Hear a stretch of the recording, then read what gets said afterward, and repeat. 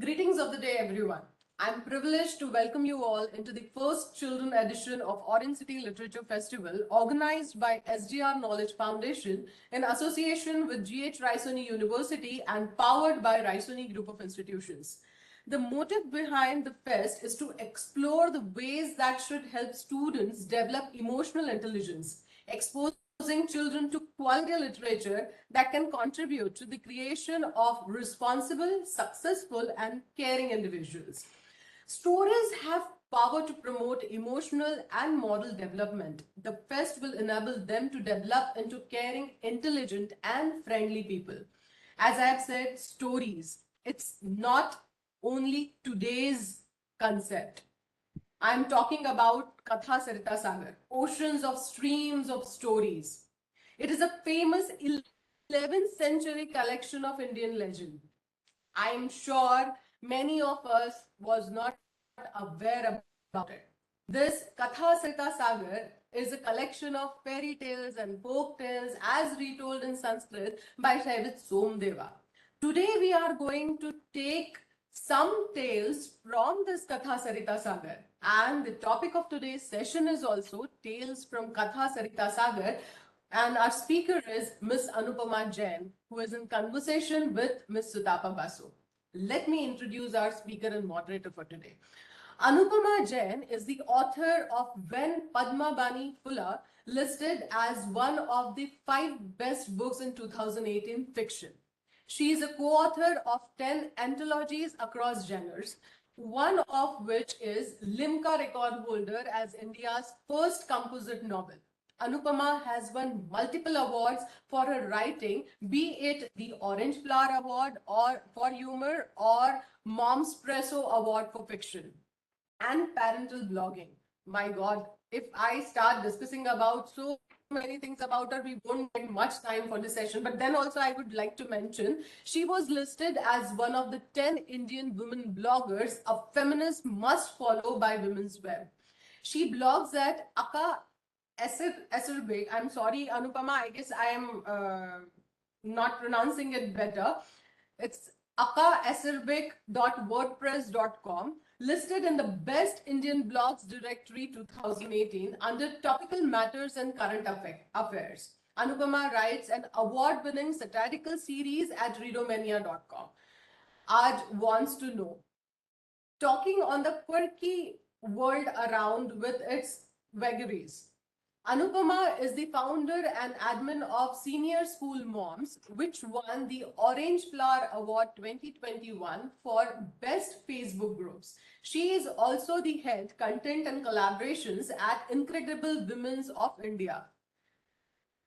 We welcome you, Anupama. It was awesome reading your details. It's just Thank you so much.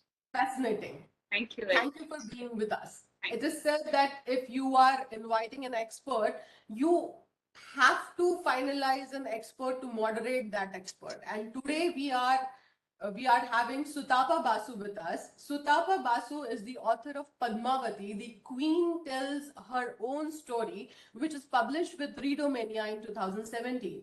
The legend of Genghis Khan and the Curse of Nadir Shah, she won the Author Award for Best Fiction 2019 by Times of India and JK Papers for her book, The Curse of Nadir Shah. She has authored a psychological thriller, Dangal, with Readomania in 2016. That was nominated for the Anupam Kher Award for Debut Novel in 2017. She is the 2016 first prize winner of the Times of India's Right India campaign. Whoa. Her short stories have appeared in anthologies Crossed and Knotted, Defiant Dreams, When They Spoke, and Write India Stories. Her poems have appeared in Kafiana and Dawn Beyond West. I once again welcome you both. It's just awesome going through your profiles, and we are lucky that our Children Festival is having you both with us. So welcome you both in this children edition of Orange City Literature Festival. And I would like to hand over the session to Sutapa Basu ma'am to proceed with our session today. Tales from Katha Sarita Sagara. Thank you, Mrinal. And this is a grand opportunity that we are able to, speak with children at the first Children's Fest of the Orange City Literature Festival. And a very, very warm welcome to you, Anupama. Lovely to see you. Thank you so much, Sudhapa. Thank you, Mrinal. Thank you for including me in this fabulous edition for children. I mean, that's how I earn my fancy butter of the day. So it is such a pleasure to be here. And it's a great pleasure that we are here to discuss your latest book, Kings, Saviours and Scoundrels, at this Orange City Literature Festival.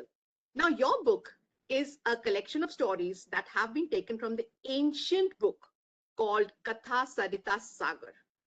Far, far back in the 11th century, this book is supposed to be a collection of nearly 22,000 verses. Can you imagine? 22,000. And they are all spread across 18 books. These books were written by Somdev, a Shaivite Brahmin of Kashmir. And he wrote it to amuse Suryavati, the wife of King Anant of Kashmir, in whose court Somdev was the poet. Now let's see what Anupama has found so interesting in this collection, this old collection, that she has rewritten them, and we are going to love reading them. Right, children? So let's start off with the first question to the author. How did this ancient Katha Sarita Sagara inspire you that you wanted to rewrite the stories? Isn't this a beautiful book? Isn't this a very Absolutely. It's a lovely cover. with all sorts of, very, very attractive symbols on top.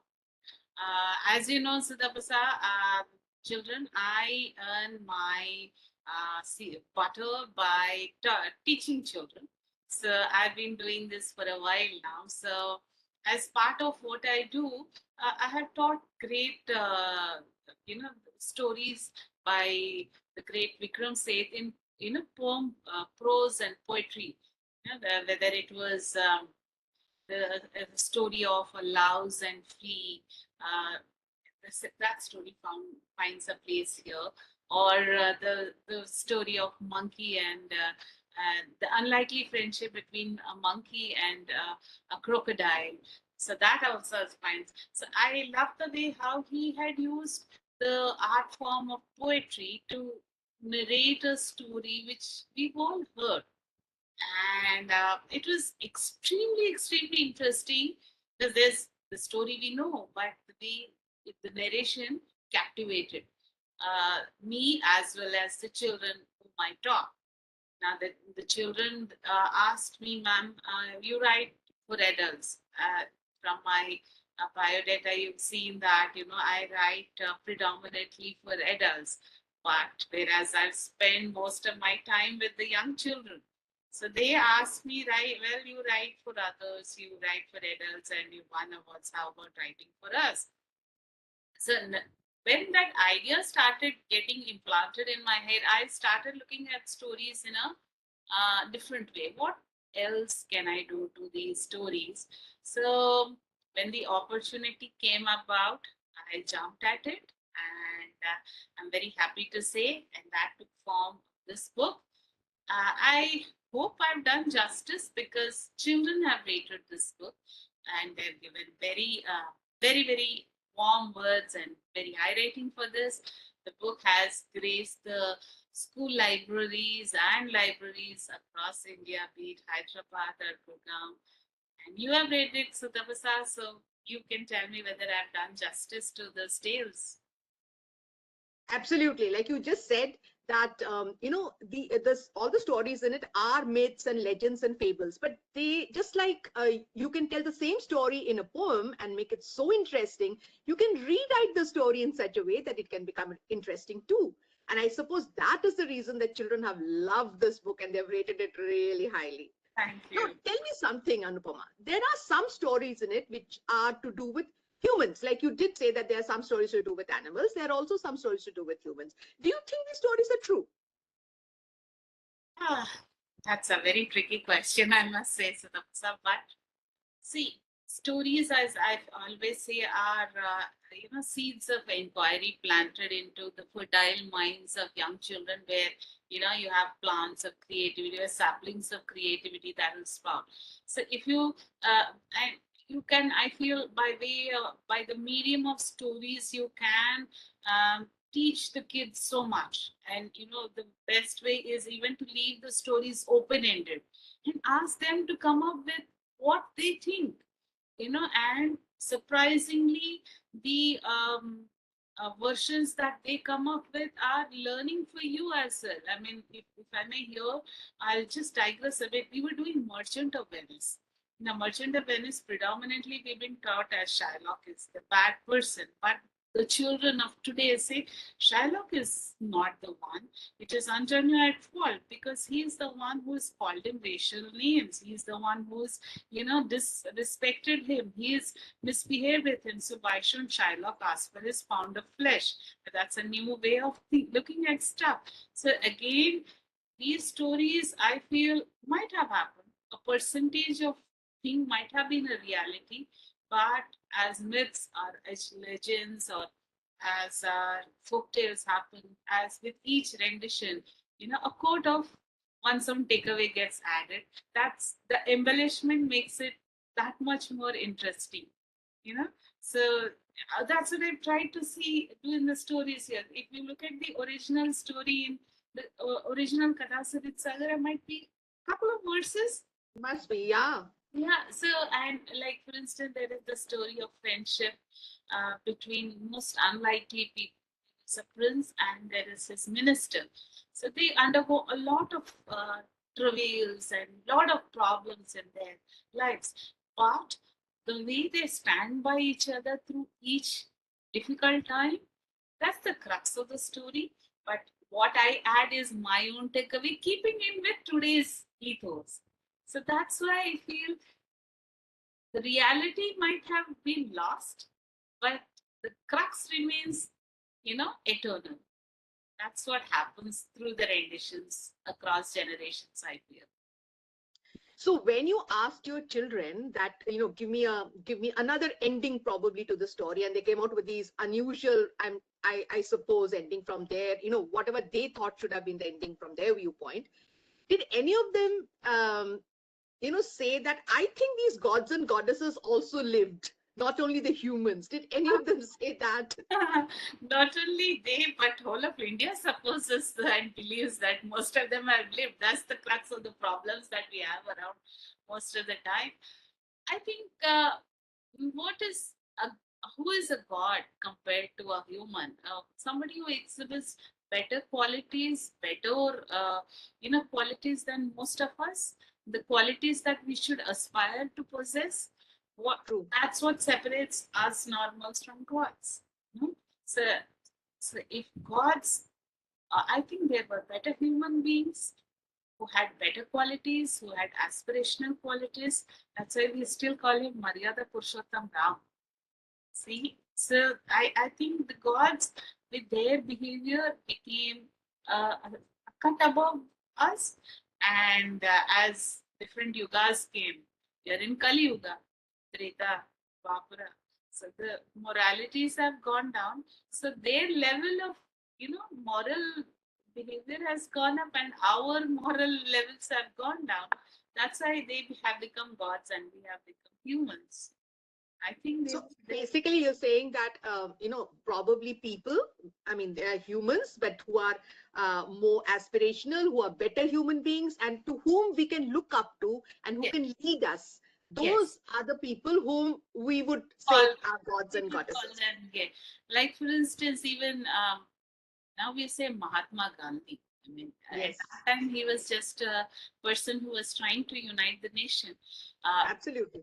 I mean, the teachings of Krishna are still read. I mean, Gita has become part of the management courses. Uh, Yes, yes. Krishna also finds a spot in the story. So that's why I keep mentioning Ram and Krishna, because they are humans. They had better qualities. Those qualities are aspirational for us. Maybe we will learn from them.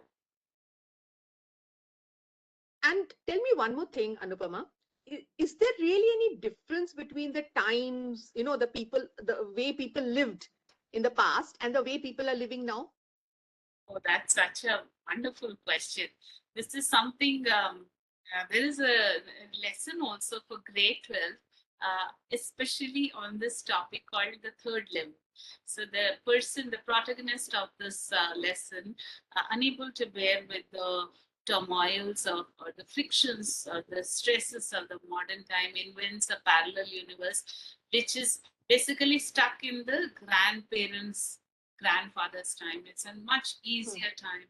Uh, uh, the day there was no pressure of running against time, coping with others.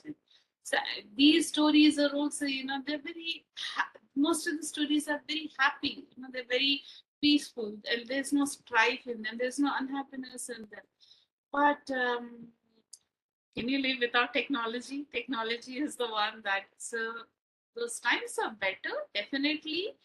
In a sense, they were easier, but I cannot imagine living in those times because without technology, one cannot survive. So, cannot imagine a life without technology.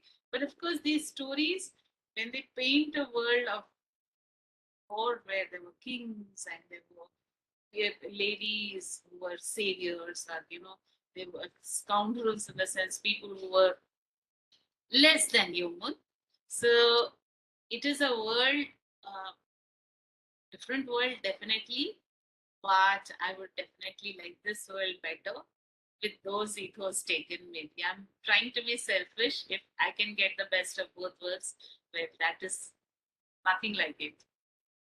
So basically, what you are telling us is that the environment has changed. So you have technology today, and you didn't have it then. Also, there is a lot of pressure of other objectives Constant which was not pressure. there.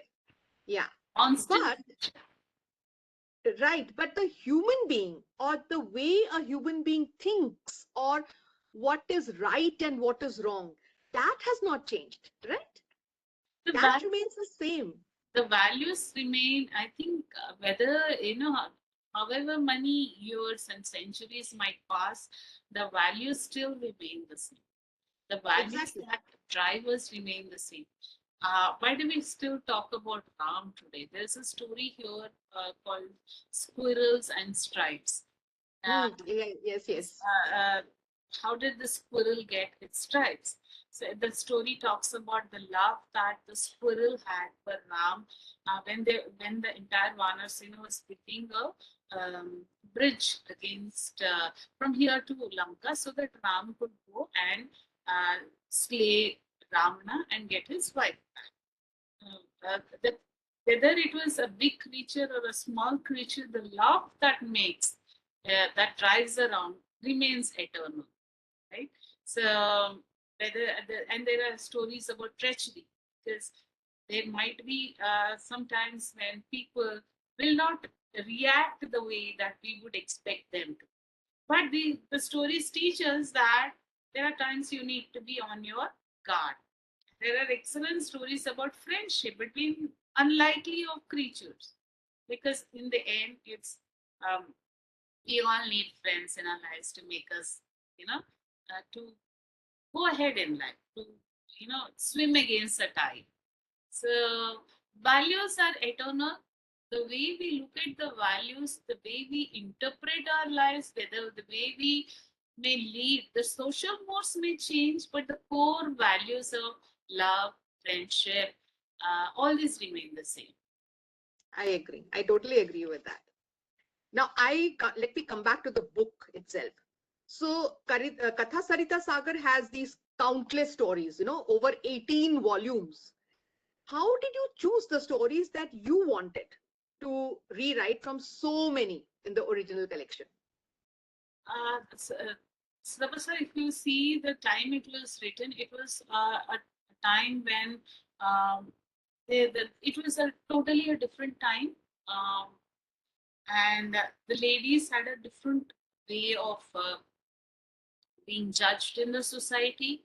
So I trawled the series to find stories where the ladies were the heroes of their own stories, where the ladies had a say in the way their lives panned out.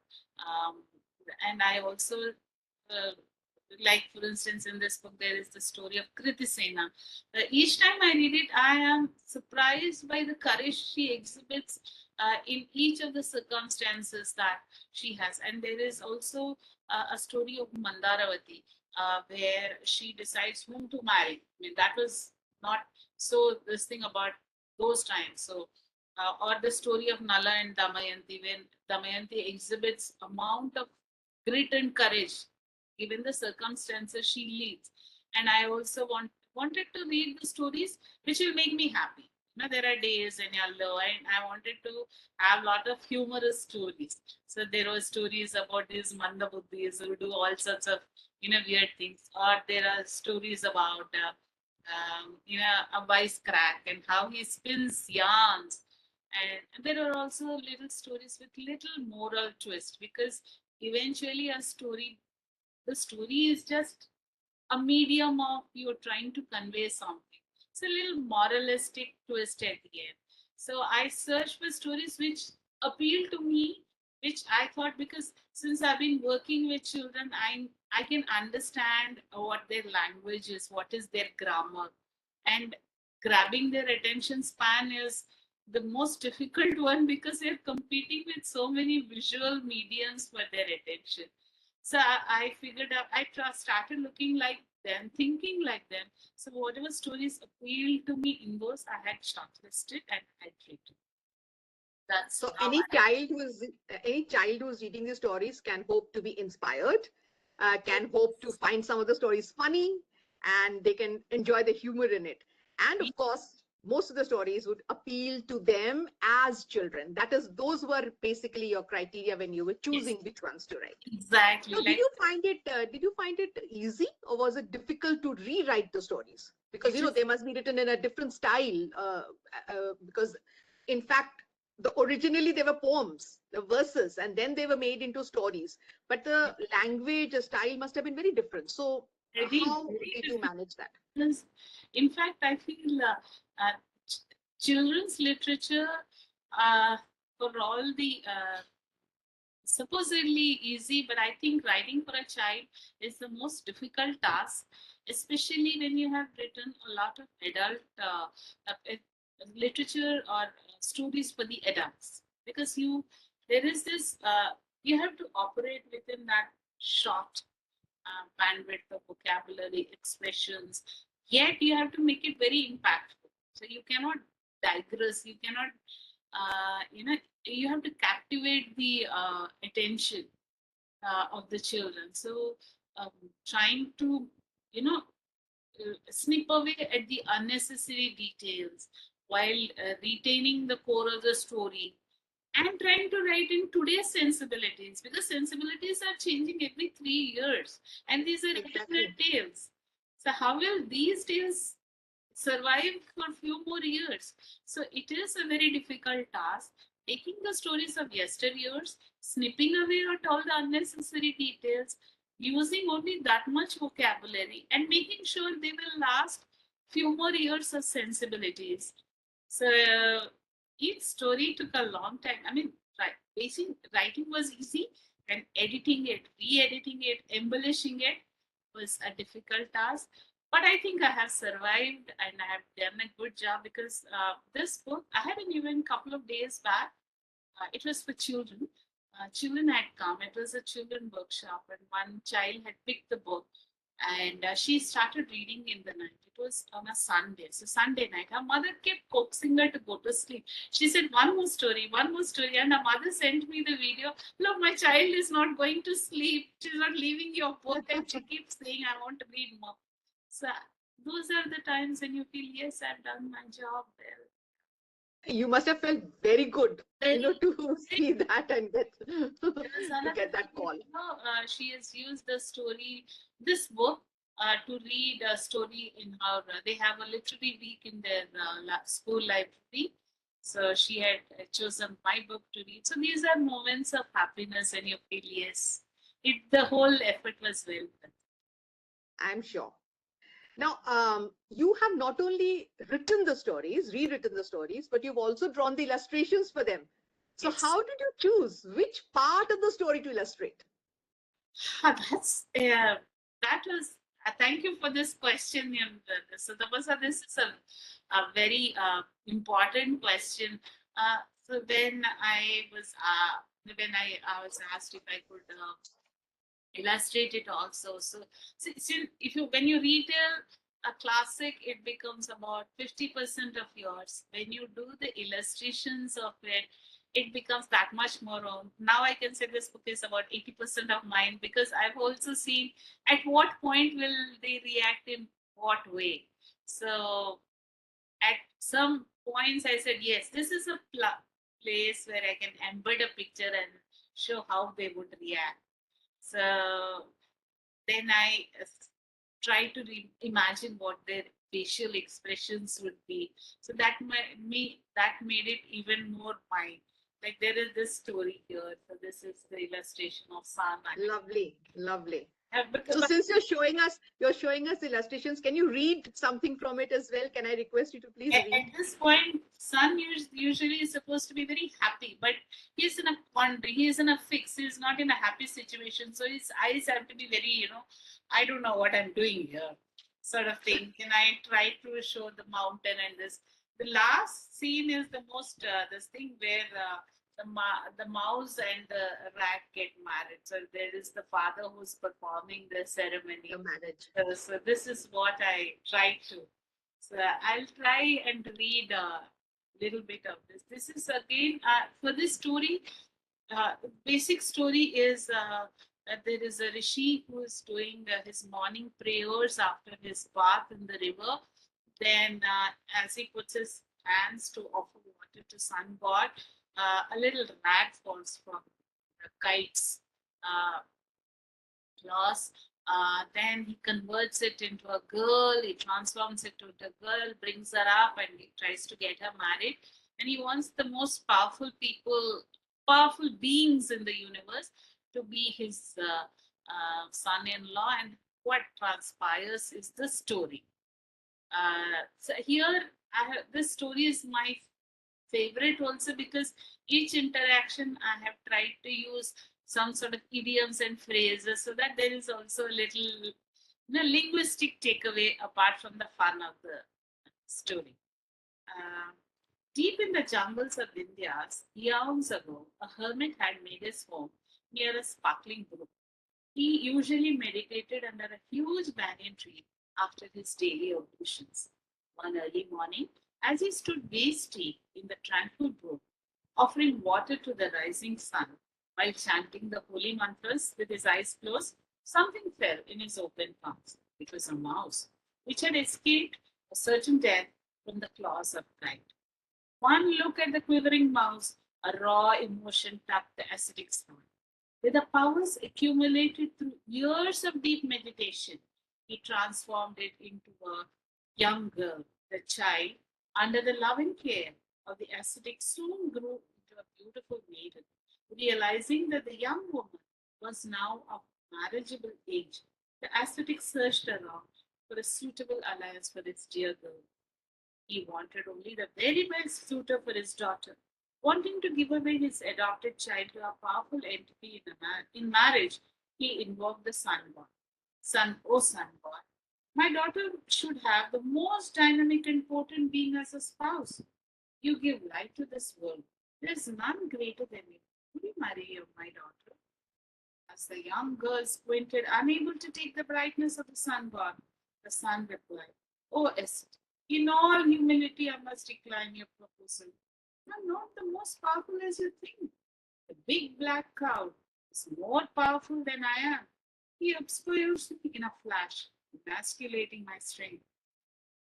The ascetic nodded understanding. While the young girl was happy to have escaped the heat, he summoned the cloud after the sun took his leave.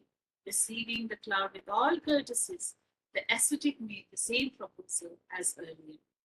The cloud rumbled and thundered. I tell you honestly, for all my bluster, the wind god can simply blow me away to any quarter of the world. Needless to say, the wind is more powerful than me. It's a better suitor than I am. The ascetic nodded in agreement, while the young woman was glad to see the end of a cold spell. The wind god was requested for his presence, and once he arrived, the ascetic offered his daughter's hand in marriage because the wind was unbeatable. The wind roared. True, I can wreak havoc with my brute force, but my nemesis is the mighty mountains. I cannot move them an inch, so I'm not the most dominant. With this, the flighty god took the ascetic's leave. The maiden was pleased that the interaction was a breeze and short-lived, while the ascetic frowned. So they have written at this thing for clouds and trees, The ascetic still did not lose hope. He then invited the mighty Himalayas for a get together and shared his ardent wish to see his daughter marry the most impressive being on earth. The mountain was silent for a second. He then said very gravely, true, I offered protection to Bharat from invaders, and I'm always standing tall. But these seemingly little mice are far stronger than I am, but they dig deep holes in me. I cannot do a thing about their audacity or tenacity or temerity. As the mountain moved away, creating quakes around, the ascetic smiled softly while the girl bowed her head shyly. He called the forest mouse to his house and told it to marry his daughter. The mouse nibbled at the fruits offered by the ascetic and mumbled, even if I marry her, how will she get into my home, which is actually a big hole near the banyan tree? The ascetic burst out laughing and transformed the very willing and gleeful maiden back to a mouse, its original form. The bride found a groom, a perfect match. The marriage of the mice was performed with great happiness. So, Lovely. so I think we always find our own tribe, no matter how different we are. We always Absolutely. gravitate towards our Own, tribe, our beings. yes. Own community and own, Yes, own people. yes, Absolutely.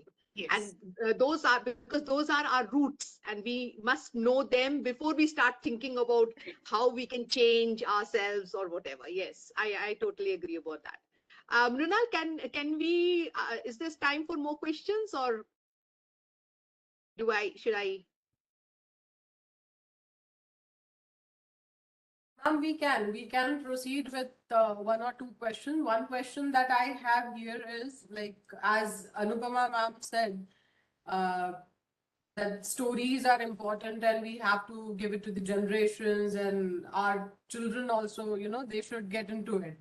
So how can she suggest that, what is the perfect suggestions for the children to go for the go reading for this book? Because now the era is of kindles and books and everybody, so it's like people go, or today kids also go for the podcast and all other areas. So Right. uh, what Anupama ma'am can suggest for reading this book, as this is from the ancient scripts, like those stories which we read, like Pancha Tattva ki kahaniyan and all those things.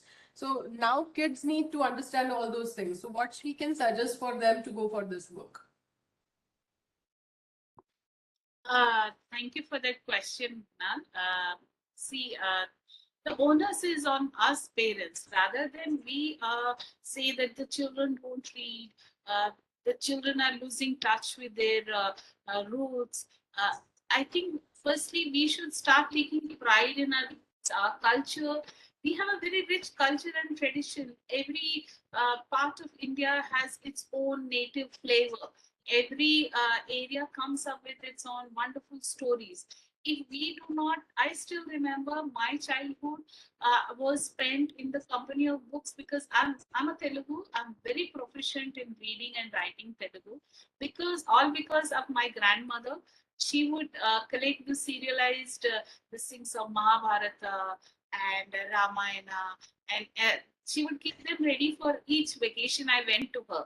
So my favorite pastime in summer would be, she would create a lot of eatables for me. I would plate up, take the book, sit on my terrace and read for hours. It was such a beautiful thing. That's why I feel I'm connected to my roots. I'm connected to my stories. The other day, I went to a workshop. I had just tossed a question. Do you all know why does the squirrel have its stripes? I mean, of course, there is a scientific reason behind it. But the stories that we have grown up, except one mother, none of the parents even knew. So it is a little sad in our effort, in our endeavor to be one with like the world, the rest of the world that moves. We are trying to be a local village, but we shouldn't give up on our roots, our culture, our stories, because these are what have made what we are. Now take pride, narrate those stories, keep telling your children about these wonderful tales. And unless you read it to them, they will. I mean, they will see what happens in the house, whatever happens around it, permeates it. So read a story while your child sleeps. A simple story, a two-page story. Leave it open-ended. Ask them to give out their own question. Ask to give their own question. And the suggestions they come up with will often prompt you because they have such a fresh perspective than us who are jaded with, our own experiences. Their vision might be very, very fresh for us also. So I think the onus lies on us more than anything. True, true. Over to you, Sitaba. So I think what you've said is like the absolute truth that not only do they have a fresh view, but what happens is when they start understanding what their own roots are, then they would also be able to progress as a community, become, make their lives better, think out of the box, because they will get a lot of ideas as to how things had actually happened, in India in the past, when India was called was called the Golden Land. So why was it called the Golden Land? They need to know their heritage, and once they get to know that, not only do they feel proud, but maybe some of the answers that they may be looking for today, they might find it in the stories of the past, the legends of the past. So like in this, Right? there are two stories. One, there's a story of a person who wants what best can life offer. So he suggested to go to two people. One person has all the riches in the world, all the riches, literally, but he has poor digestion. So he subsists on barley water, and any little party he ends up throwing. And the other person has enough to get by, but he has robust health. So and he can revel in happiness. He does merriment with his friends, and each time I feel eventually in life, moderation of everything is what is needed rather than heavy, lots of riches, but when you don't have the mechanism to enjoy those. That's a takeaway for today also. We are forever running behind the wealth, but when we don't take care of our health, all the wealth in the world will not help you. And there's another story of person with two friends. One has a very showy way of welcoming him each time he comes into his house. The other one barely bothers. But when the first one, when a crisis comes, the first one is the one who runs away. The second one literally gives his life. So identifying your friends is the paramount part of life. I think that was a wonderful, finish to this entire discussion, and how children can find a lot of solutions to problems they're facing every day, in their everyday life, from stories which are there in this book. So I would suggest to all the children out there, please pick up this book and read it. And you will also find that Kings, Saviors, and Scoundrels is a part of your life, right? So thank you so much, Anupama, and thank you, Orange Literature Festival, Orange City Literature Festival, for this children's chapter, and thank you all the children out there for being with us. Thank you so much. Thank you, Mrinal. Thank you, Anupama. Thank you. Thank you so much, Anupama ma'am. Thank you so much, Sutapa ma'am. It was actually a pleasure being a part of this session. It will be a great pleasure to read this book our audience can please get their copy of the book from the links provided in our description or visit a crossword store in your city.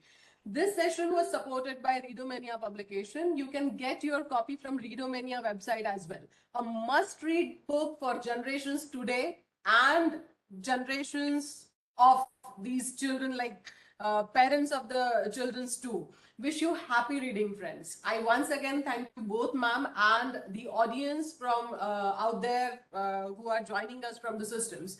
Get ready for the quiz based on this session and visit www.oclfnagpur.com to participate in a quiz and win exciting gifts and prizes.